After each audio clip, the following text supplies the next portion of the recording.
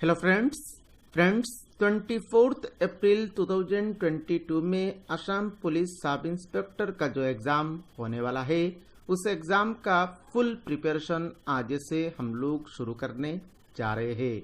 और आज की इस वीडियो में हम लोग पॉलिटी से टॉप 20 MCQs देखेंगे। फ्रेंड्स, यहाँ पर इस चैनल में आप लोगों को असम पुलिस सब इंस्पेक्टर का जो एग्ज़ाम होने वाला है उस एग्ज़ाम का फुल प्रिपरेशन कराया जाएगा।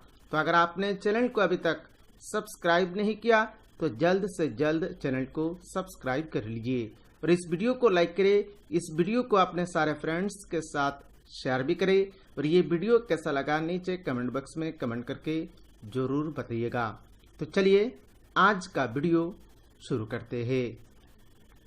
क्वेश्चन नंबर 1 में बोल रहे थे कि how many types of emergency is provisioned in the constitution. Constitution of India में कितने टाइप्स ऑफ इमरजेंसी के बारे में बताया गया है। तो कॉन्स्टिट्यूशन जो है हमारे कंट्री का उसमें 3 टाइप्स ऑफ इमरजेंसी के बारे में बताया गया है। क्या क्या है? पहला है आपका नेशनल इमरजेंसी, इसको मैंने शॉर्ट फॉर्म में NI लिख लिया। सेकंड है आपका कॉन्स्टिट्यूशनल इमरजेंसी और थर्ड है आपका फाइनेंशियल इमरजेंसी। अब ये जो नेशनल इमरजेंसी है ये 3 बार लगाया गया था। ये भी एग्जाम में क्वेश्चन बनता है। 3 बार लगाया गया था। पहली बार ये लगाया गया था आपका 1962 में, देन लगाया गया था आपका 1971 में एंड देन लगाया गया था आपका 1975 में। अब 1962 में क्यों नेशनल इमरजेंसी लगाया गया था?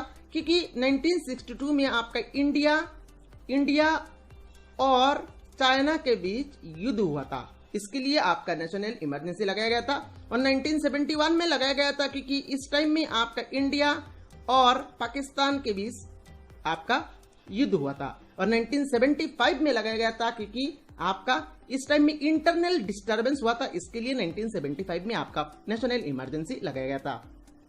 और कॉन्स्टिट्यूशनल इमरजेंसी और फाइनेंशियल इमरजेंसी, ये आपका कॉन्स्टिट्यूशनल इमरजेंसी और फाइनेंशियल इमरजेंसी ये एक बार भी नहीं लगाया गया है।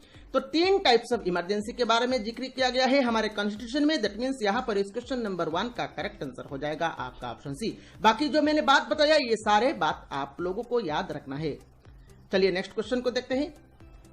नेक्स्ट क्वेश्चन नंबर 2 में बोल रहे थे कि the constitution of India was framed bye. Constitution of India को किसने फ्रेम किया है? तो constitution of India was framed bye constituent assembly. तो यहां पर क्वेश्चन नंबर 2 का करेक्ट आंसर हो जाएगा आपका ऑप्शन बी। यहां पर देखिए और एक क्वेश्चन एग्जाम में बनता है। कॉन्स्टिट्यूशन ऑफ इंडिया में एक ड्राफ्टिंग कमिटी था। एक क्या था? एक ड्राफ्टिंग कमिटी था। और वो जो ड्राफ्टिंग कमिटी है वो बनाया गया था आपका 29 अगस्त 1947 में। 29 अगस्त 1947 में वो ड्राफ्टिंग कमेटी को बनाया गया था।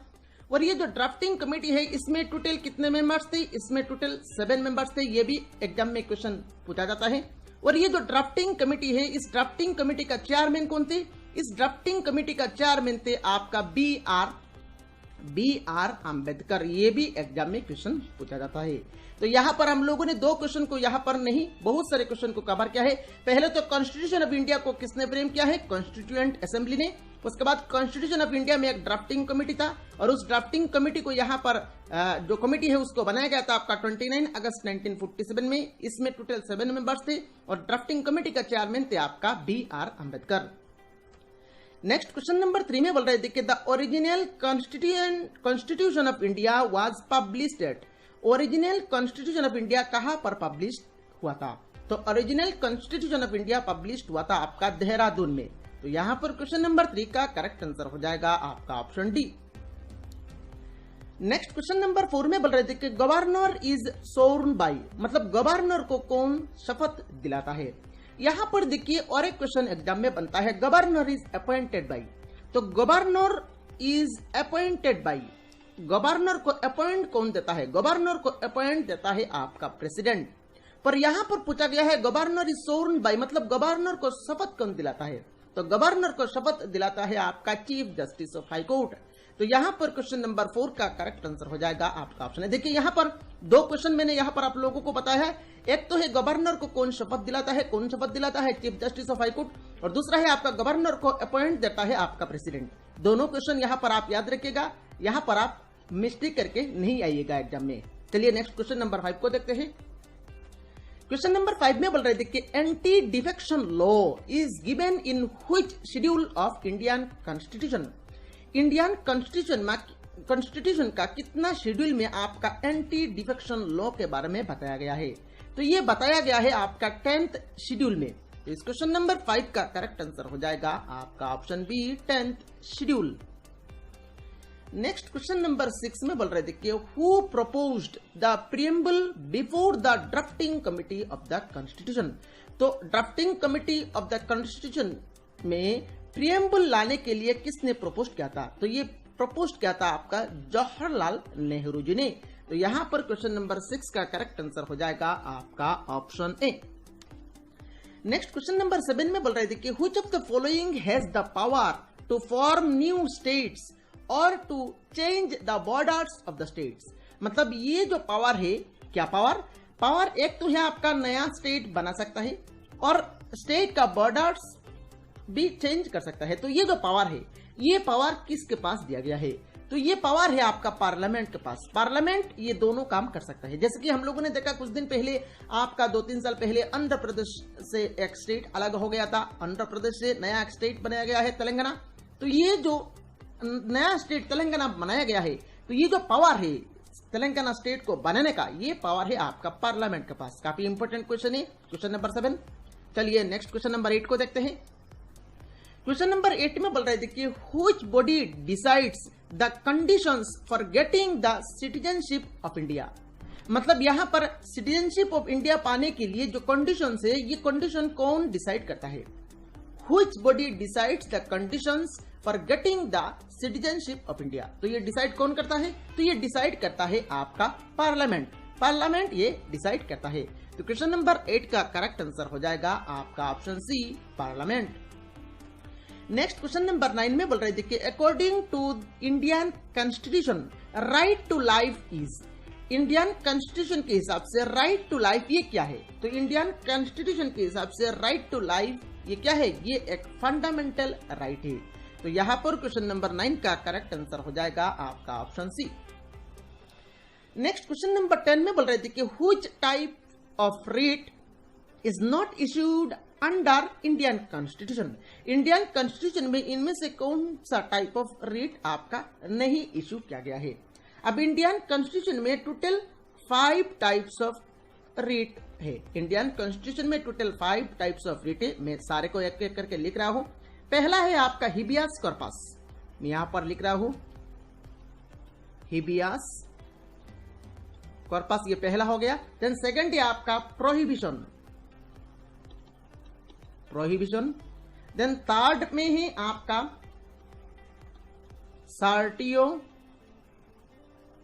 सर्टियोररी। देन फोर्थ में है आपका मेंडामस।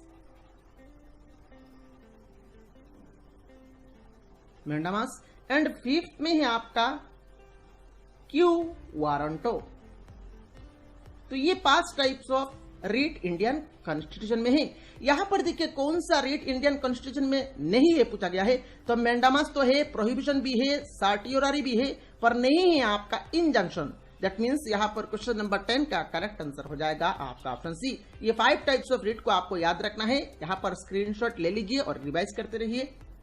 नेक्स्ट क्वेश्चन नंबर 11 में बोल रहे थे कि how many members can be nominated for both house of parliament by the president. मतलब बोथ हाउस का मतलब एक तो है आपका लोकसभा और दूसरा है आपका राज्यसभा। तो लोकसभा और राज्यसभा दोनों के लिए, लोकसभा और राज्यसभा दोनों के लिए कितने मेंबर्स आपका प्रेसिडेंट नॉमिनेट कर सकते हैं? अब देखिए लोकसभा के लिए टोटल 2 मेंबर को ही नॉमिनेट कर सकते हैं प्रेसिडेंट, और राज्यसभा के लिए टोटल 12 मेंबर्स को नॉमिनेट कर सकते हैं प्रेसिडेंट। तो इनको अगर आप टोटल करेंगे तो कितना बन रहा है? 14 बन रहा है। दैट मींस 14 मेंबर्स को आपका प्रेसिडेंट नॉमिनेट कर सकते हैं for both the houses, means both the Lok Sabha and Rajya Sabha. तो यहां पर इस क्वेश्चन नंबर 11 का करेक्ट आंसर हो जाएगा आपका ऑप्शन डी 14। ऑप्शन डी में देखिए 14 लिखा गया है, तो यहां पर करेक्ट आंसर हो जाएगा आपका option D. Next question number 12 में बोल रहे थे कि when were the fundamental duties inserted in Indian constitution. Indian constitution में कब, कौन सा साल में फंडामेंटल ड्यूटीज को इंसर्ट किया गया था? तो ये किया गया था आपका 1976 में। तो इस क्वेश्चन नंबर 12 का करेक्ट आंसर हो जाएगा आपका option D 1976। Next question number 13 में बोल रहे थे कि ideas of welfare state are contained in. जो वेलफेयर स्टेट का जो आइडिया है ये कहां से लिया गया है? तो वेलफेयर स्टेट का जो आइडिया है ये लिया गया है आपका directive principles of state policy से। तो यहां पर क्वेश्चन नंबर 13 का करेक्ट आंसर हो जाएगा आपका option B. Next question number 14 में बोल रहे थे कि which article of the Indian constitution provides for the institution of Panchayati Raj. Institution of Panchayati Raj का जो बातें हैं ये बातें आपका इंडियन कॉन्स्टिट्यूशन का कौन सा आर्टिकल में लिखा गया है? तो ये लिखा गया है आपका आर्टिकल 40 में। दैट मीन्स यहां पर क्वेश्चन नंबर 14 का करेक्ट आंसर हो जाएगा आपका option C. Next question number 15 में बोल रहे थे कि who is the constitutional head of the Indian government. Indian government का कॉन्स्टिट्यूशनल हेड कौन होते हैं? तो इंडियन गवर्नमेंट का कॉन्स्टिट्यूशनल हेड होते हैं आपका प्रेसिडेंट। प्रेसिडेंट ही आपका हेड होते हैं। तो यहां पर क्वेश्चन नंबर 15 का करेक्ट आंसर हो जाएगा आपका option A. Next question number 16 में बोल रहे थे कि what is the retirement age of the prime minister of India. Prime minister of India का रिटायरमेंट एज का साल क्या है? तो रिटायरमेंट एज का कोई भी साल नहीं होता है, नो लिमिट, इसका कोई भी लिमिट नहीं होता है। तो यहां पर क्वेश्चन नंबर 16 का करेक्ट आंसर हो जाएगा आपका option D. Next question number 17 में बोल रहे थे कि implementing loss is the function of. Law को इंप्लीमेंट करने का जो फंक्शन है ये किसके पास है? एग्जीक्यूटिव के पास या लेजिस्लेचर या जुडिशियरी या लोकल लिस्ट? तो ये जो पावर है ये जो फंक्शन है इस फंक्शन को इंप्लीमेंट करता है आपका एग्जीक्यूटिव। तो यहां पर क्वेश्चन नंबर 17 का करेक्ट आंसर हो जाएगा आपका option A. Next question number 18 में बोल रहे थे कि which of the following makes law in India. India में लॉ कौन बनाता है?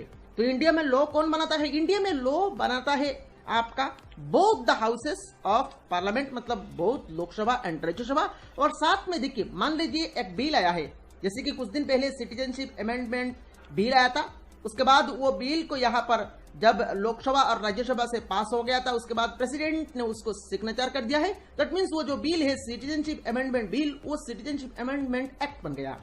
तो एक बिल को, एक लॉ को पास करने के लिए 3 का जरूरत है। पहले तो है आपका लोकसभा, दूसरा है आपका राज्यसभा। पर इन दोनों हाउसेस से जब पास हो जाता है उसके बाद उसमें प्रेसिडेंट का सिग्नेचर भी चाहिए होता है। दैट मीन्स यहां पर करेक्ट आंसर हो जाएगा आपका option C, president and both houses of parliament. तो इस क्वेश्चन का करेक्ट आंसर है आपका option C. Next question number 19 में बोल रहे थे कि who is the chairman of the Rajya Sabha. Rajya Sabha का चेयरमैन कौन होते हैं? काफी आसान सा सवाल है। राज्यसभा का चेयरमैन होते हैं आपका वाइस प्रेसिडेंट। दैट मीन्स यहां पर क्वेश्चन नंबर 19 का करेक्ट आंसर हो जाएगा आपका option C, vice president of India. यहां पर मैं एक सवाल आप लोगों को पूछ रहा हूं, अभी present vice president of India कौन है? Present vice president of India कौन है? आप लोगों को वीडियो के नीचे कमेंट बॉक्स में कमेंट करके बताना है। काफी इंपॉर्टेंट क्वेश्चन है। नेक्स्ट क्वेश्चन नंबर 20 में बोल रहा है the power of mitigation of dispute between centre and state falls in दैश of the supreme court of India. मतलब सेंटर और स्टेट के बीच जो डिस्प्यूट लगता है वो डिस्प्यूट आपका सुप्रीम कोर्ट का कौन सा जुरिस्डिक्शन के अंडर में आता है? तो ये आता है आपका ओरिजिनल जुरिस्डिक्शन के अंडर में। तो यहां पर क्वेश्चन नंबर 20 का करेक्ट आंसर हो जाएगा आपका ऑप्शन ए। तो इस वीडियो में सिर्फ इतना ही। ये वीडियो कैसा लगा आप लोगों को कमेंट बॉक्स में कमेंट करके बताना है। और अगर आपने चैनल को सब्सक्राइब नहीं किया तो जल्द से जल्द सब्सक्राइब कर ले। Thank you for watching this video.